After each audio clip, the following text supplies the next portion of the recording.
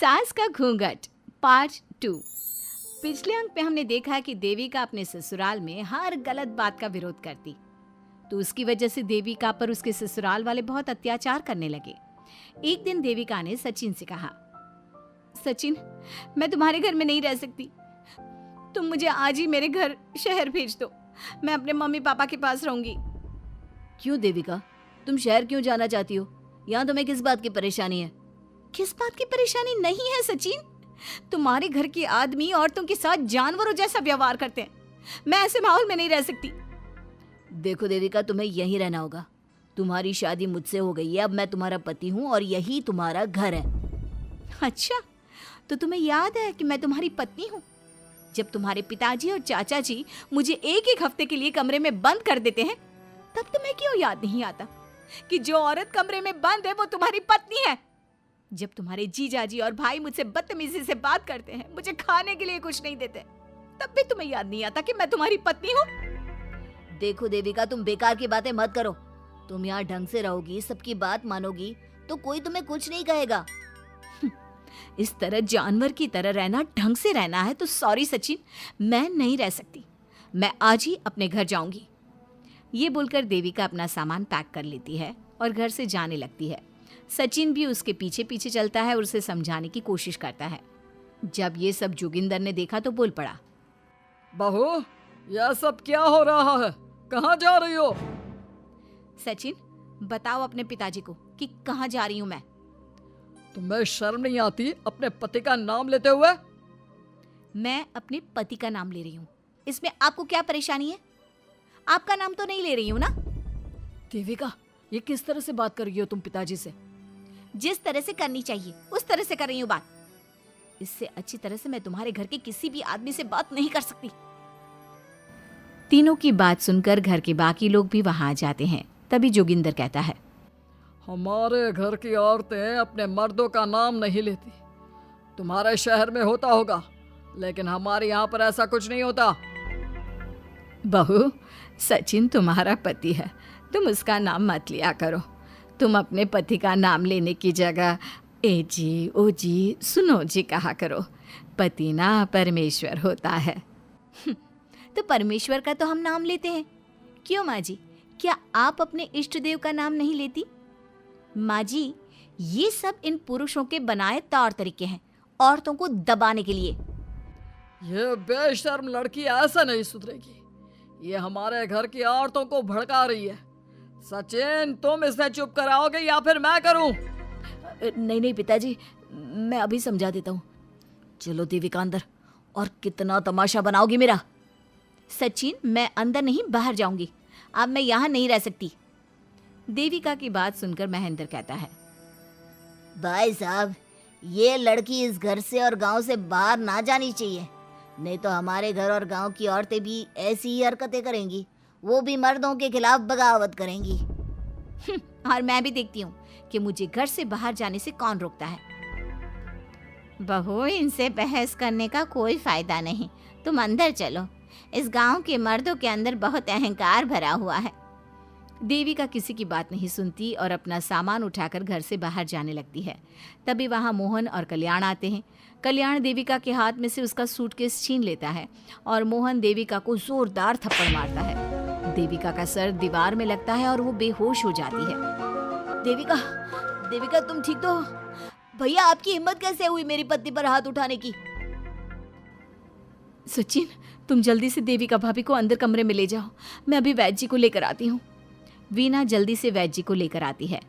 वैद्य जी थोड़ी देर तक देविका की जांच करते हैं और कहते हैं, मुबारक हो आप सबको, आपकी बहू माँ बनने वाली है। अभी तो मैं आपको दवाई दे देता हूँ, लेकिन आगे इनके इलाज के लिए आपको दाई अम्मा को बुलाना होगा। ये बात सुनकर घर के सभी लोग खुश होते हैं। देविका को जब होश आता है, उसे ये बात पता चलती है तो वो बहुत खुश होती है। वो सबसे कहती है, मैं अपने बच्चे को यहाँ नहीं रख सकती। क्यों बहू, क्या हुआ? अब तुम ये सब बातें मत सोचो, तुम्हें आराम करना चाहिए। नहीं माँ जी, आप नहीं समझ रही। अगर मेरा बेटा हुआ तो इस घर के मर्दों की तरह अहंकारी और औरतों पर जुल्म करने वाला बनेगा, और अगर मेरी बेटी हुई तो वो जानवरों की तरह जुल्म सहने वाली बनेगी और दोनों ही अनपढ़ रहेंगी। देविका की बात सुनकर घर की सभी औरतों को पहली बार एहसास हुआ कि वो किस अंधकार वाले समाज में जी रही हैं। लेकिन फिर भी घर की सारी औरतें उसे ही समझाती हैं। बहू देखो, तुम्हारी बात सही है, लेकिन तुम इस हालत में सफर नहीं कर सकती। हाँ बहू, तुम यहीं रहो, अपना और अपने बच्चे का ख्याल रखो। देखो ना देविका भाभी, हमें बिल्कुल भी पढ़ना लिखना नहीं आता, अपना नाम भी नहीं लिख पाते, तो आप मुझे थोड़ा पढ़ा दीजिए ना। देविका, तुम्हारी बातें सुनकर पहली बार हमें एहसास हुआ है कि कैसे माहौल में हम जी रहे हैं।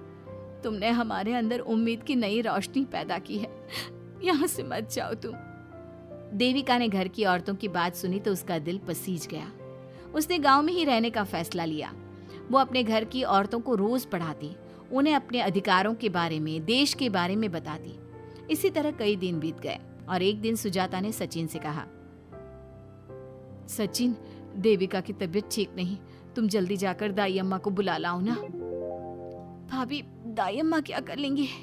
आप किसी डॉक्टर को बुला लो, मेरी तबीयत ठीक नहीं है। देविका, गांव के लोग डॉक्टर पर भरोसा नहीं करते। दाई अम्मा बरसों से ये काम कर रही है, वो तुम्हें ठीक कर देगी। सचिन, तुम्हारे घर वाले अनपढ़ हैं, तुम तो पढ़े लिखे हो ना, देख नहीं रहे मेरी हालत क्या हो रही है।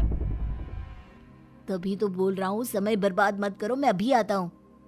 सचिन दाई अम्मा को बुलाकर ले आता है। दाई अम्मा घरेलू नुस्खों से देविका का इलाज तो कर देती है। कुछ समय के लिए उसकी हालत भी स्थिर हो जाती है, लेकिन वो पूरी तरह से ठीक नहीं होती। फिर देविका सचिन से कहती है, सचिन, मुझे समझ में नहीं आ रहा, तुम मुझे डॉक्टर के पास क्यों नहीं ले जा रहे? मैं माँ बनने वाली हूँ और मुझे ये भी नहीं पता कि मेरा हेमोग्लोबिन कितना है। दाई अम्मा कर रही है ना तुम्हारा इलाज।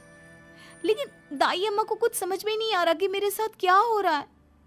अगर देखो तुम मुझे नहीं लेकर गए ना, तो मैं खुद ही चली जाऊंगी।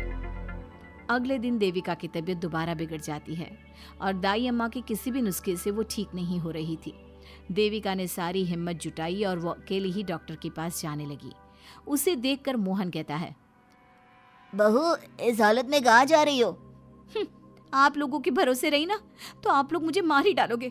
डॉक्टर के पास जा रही हूँ मैं। बहू, तेरा दिमाग तो ठिकाने पर है। हमारे घर की औरतें मर्दों से इलाज नहीं कराती। हे भगवान, इन जाहिल लोगों को मैं कैसे समझाऊं? डॉक्टर औरतें भी होती हैं। बहू, तो हमें पागल मत बना, हमने तो कभी कोई महिला डॉक्टर नहीं देखी। तू झूठ बोलकर निकलना चाहती है ना? इस गांव की सरहद से आप लोग कभी बाहर नहीं गए ना, इसलिए आप लोगों को नहीं पता कि महिलाएं डॉक्टर के अलावा क्या क्या है। ए लड़की, तुझसे तमीज से बात कर रहे हैं तो तू ज्यादा हवा में मत उड़। बोला ना एक बार, चल अंदर जा। चाचा जी, मैं अंदर नहीं जाऊंगी, डॉक्टर के पास जाऊंगी। मेरा इलाज सिर्फ डॉक्टर ही कर सकता है। ये बोलकर देविका घर से निकल रही थी कि तभी जोगिंदर ने उसे कमरे में ले जाकर बेड पर जोर से धक्का दे दिया, जिसकी वजह से देविका के पेट में चोट लग गई और वो दर्द की वजह से जोर जोर से चिल्लाने लगी। ये देखकर घर की सारी औरतें देविका को संभालने लगी। देविका, हिम्मत रखो, सब ठीक हो जाएगा। देविका भाभी, आप ठीक हो ना? माँ, कुछ करिए ना, भाभी की तबीयत बहुत खराब हो रही है। लेकिन मैं क्या कर सकती हूँ? भाभी, कुछ तो करो, कहीं बहू को कुछ हो ना जाए। उधर जोगिंदर मेन गेट पर बड़ा सा ताला लगा देता है और कहता है, आज के बाद इस घर से कोई भी औरत बाहर नहीं निकलेगी। देविका का बच्चा भी इसी घर में होगा, ये जिंदा रहे या मर जाए। जोगिंदर की बात सुनकर सभी औरतें बाहर आती हैं। जब विमला को इस बात का एहसास हो जाता है कि जोगिंदर देविका को डॉक्टर के पास किसी कीमत पर नहीं जाने देगा, तब विमला पहली बार अपना घूंघट उठाकर तेज आवाज में कहती है, मैं भी देखती हूँ देविका को डॉक्टर के पास जाने से कौन रोकता है। आज देविका डॉक्टर के पास जाकर रहेगी। देविका की सास का घूंघट आखिरकार उतर ही गया। घर के आदमियों ने पहली बार विमला का ये रूप देखा था और उसकी तेज आवाज पहली बार सुनी थी। क्या विमला अपनी बहू की जान बचा पाएगी या जोगिंदर अपनी पत्नी की आवाज भी दबा देगा? ये जानने के लिए हमारे अगले एपिसोड का इंतजार कीजिए और हमें कमेंट में ये भी बताइए कि घर की औरतों को आगे क्या कदम उठाना चाहिए।